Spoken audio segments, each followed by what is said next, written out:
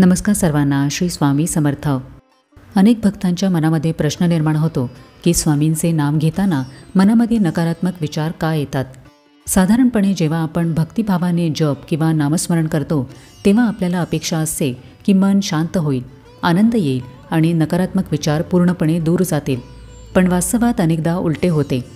नाम घेत असतानाही मनामध्ये शंका, भीती, अस्वस्थता किंवा हताशा, भूतकाळातील आठवणी यांसारखे विचार येतात.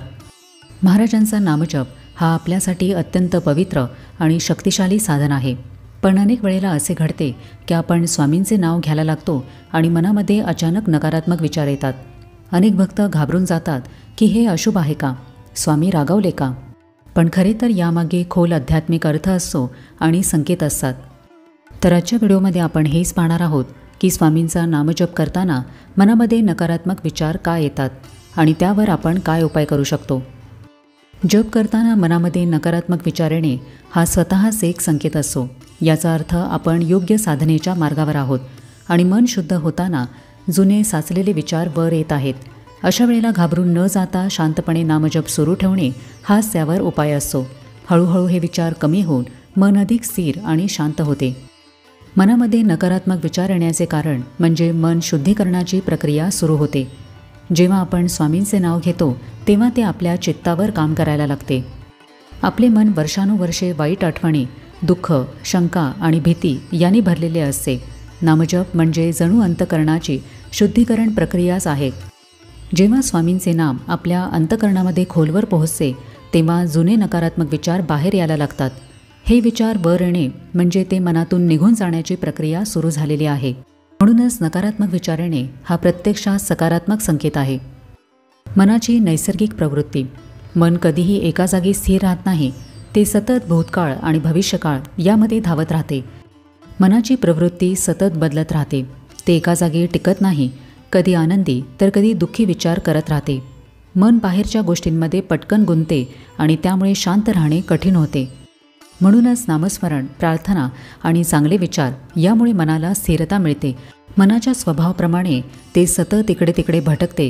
म्हणूनच नामजप करताना नकारात्मक विचार मनात येतात. हे विचार आले म्हणून घाबरणे किंवा खचून जाऊ नये. खरे तर नामजप केल्यामुळे मनामध्ये लपलेले विचार वर येतात. आपले काम एवढेच आहे की परत परत नामावर लक्ष देणे. सुरुवातीला त्रास होतो पण हळूहळू मन शांत होऊ लागते. नामामध्ये सातत्य ठेवले की मन स्थिर होते आणि नामजपाची खरी गोडी लागते. बाह्य शक्तींचा प्रभाव. आध्यात्मिक दृष्टिकोनातून पाहिले तर जेव्हा आपण नाम घेतो तेव्हा आपल्या आसपास सकारात्मक कंपने निर्माण होतात. नकारात्मक ऊर्जा आणि सूक्ष्म शक्ती आपल्या जीवनावर नकळत प्रभाव टाकतात. नकारात्मक ऊर्जा ही आसपासच्या नकारात्मक वातावरणामुळे आणि नकारात्मक लोक आणि विचारांमुळे निर्माण होते. सूक्ष्म शक्ती या अदृश्य असतात पण त्यांचा नकारात्मक प्रभाव आपल्यावर जाणवतो. ही ऊर्जा आणि या सूक्ष्म शक्ती आपल्याला नामजपापासून अडवतात. जर आपल्या आजूबाजूला नकारात्मक वातावरण असेल तर मन शांत राहत नाही. विचार गोंधळतात आणि कामामध्ये लक्ष लागत नाही. म्हणूनच घरामध्ये स्वच्छता ठेवणे, सकारात्मक विचार करणे आणि सतत श्री स्वामी समर्थ असे नामस्मरण करणे खूप महत्त्वाचे आहे. नकारात्मक शक्ती आपल्या नामजपामध्ये अडथळा आणण्याचा प्रयत्न करतात. त्या मनामध्ये शंका, आळस, भीती किंवा अस्वस्थता निर्माण करतात. कधी अचानक कोणताही संबंध नसलेले विचार डोक्यात येतात. कधी मन एकाग्र होत नाही. अचानक नकोसे विचार, उदासीनता किंवा थकवा जाणवतो. हेही नकारात्मक शक्तींचेच परिणाम असतात. काही वेळेला मन एकाग्र होत नाही, लक्ष विचलित होते किंवा आळस येतो. पण सतत श्रद्धेने नामजप केला तर नामाची शक्ती या नकारात्मक शक्तींना दूर करते. नियमित साधना आणि स्वच्छ वातावरणामुळे त्यांचा प्रभाव हळूहळू कमी होतो आणि मन शांत आणि स्थिर राहते. अपेक्षांचा दबाव. काही वेळेला आपण नाम घेताना लगेच अनुभव यावा, मन शांत व्हावे अशी अपेक्षा ठेवतो. पण तसे झाले नाही की निराशा, असंतोष, माझ्याकडून हे होणार नाही असे नकारात्मक विचार येतात. काही वेळेला आपण मनामध्ये ठरवतो की आज जप मनापासून करायचा, आज आपले ध्यान छान होईल. पण जेव्हा तसे काही होत नाही तेव्हा आपला आत्मविश्वास डगमगतो. आपण स्वतःलाच दोष देऊ लागतो की मी योग्य नाही, माझे मन खूप अस्थिर आहे. अशा विचारांनी नकारात्मकता वाढते. हाच अपेक्षेचा दबाव असतो. आपण मनावर जबरदस्ती करतो की सगळे परिपूर्ण व्हावे.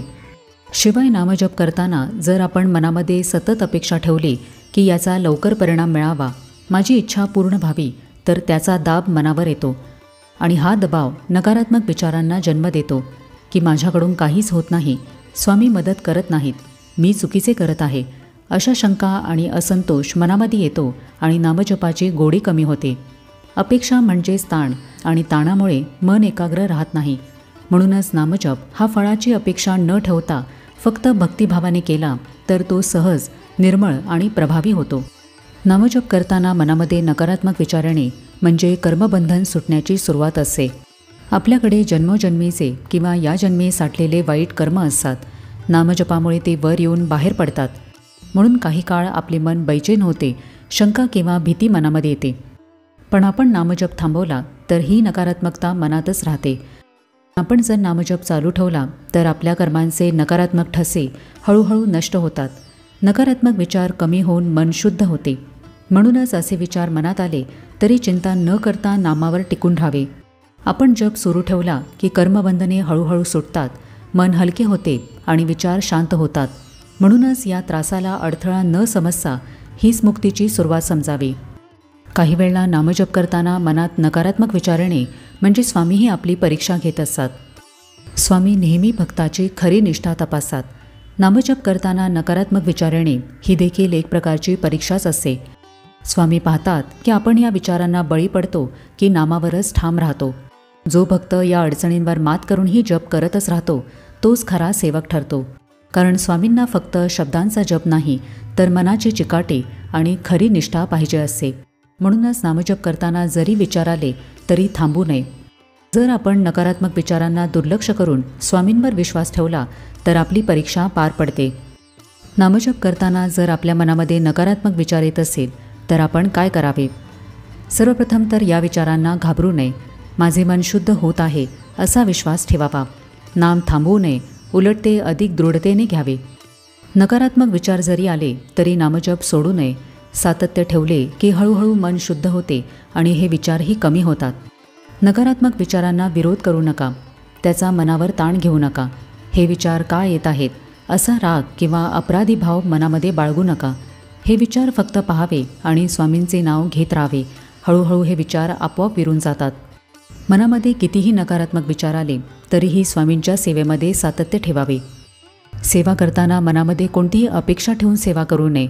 फक्त स्वामीचरणी दृढ श्रद्धा आणि विश्वास ठेवावा. यामुळे नकारात्मक विचारांचा परिणाम कमी होतो. आपल्या पूजेची जागा स्वच्छ ठेवावी. ही स्वच्छता आपल्या मनालाही शांती देते. आसपास आणि घरामध्ये गोमूत्र शिंपडावे. यामुळे आपली जागा पवित्र राहते आणि नकारात्मक शक्तींचा त्रास कमी होतो. मोकळ्या कपाळी कोणतीही सेवा उपासना करू नये. अशा वेळेला तुम्ही कपाळावर कुंकुमार्चन केलेले कुंकू किंवा विभूती लावावी. याने संरक्षण मिळते. आपली सेवा गुप्त ठेवावी. मी इतक्या माळी जप करतो, मी स्वामींची इतकी सेवा करतो असा जास्त गाजावाजा करू नये. इतरांच्या नामजपाच्या सेवेशी तुलना किंवा कोणत्याही कौतुकाची अपेक्षा ठेवू नये. कारण यामुळे इतर लोकांची नकारात्मकता आपल्या सेवेमध्ये अडथळा आणू शकते. नामजप करताना आपण श्री स्वामी समर्थ हे नाम कसे उच्चारतो याकडे लक्ष द्यावे. जप करताना आपल्या कानांनी स्वतःचा नामजप ऐकण्याचा प्रयत्न करावा. आपण उच्चारलेले नाम हे कानावर पडले की मन भटकण्याची शक्यता खूपच कमी होते. जपमाळेवर जर जप करत असाल तर प्रत्येक मणीवर लक्ष केंद्रित करावे. प्रत्येक मणीला स्पर्श करताना असे समजावे की आपण स्वामींच्या चरणांना स्पर्श करत आहोत. त्यामुळे आपोआप मन केंद्रित राहते आणि नकारात्मक विचार कमी येतात. स्वामींचे नाम घेताना नकारात्मक विचार येणे हा अडथळा नसतो तर शुद्धीकरणाची प्रक्रिया असते.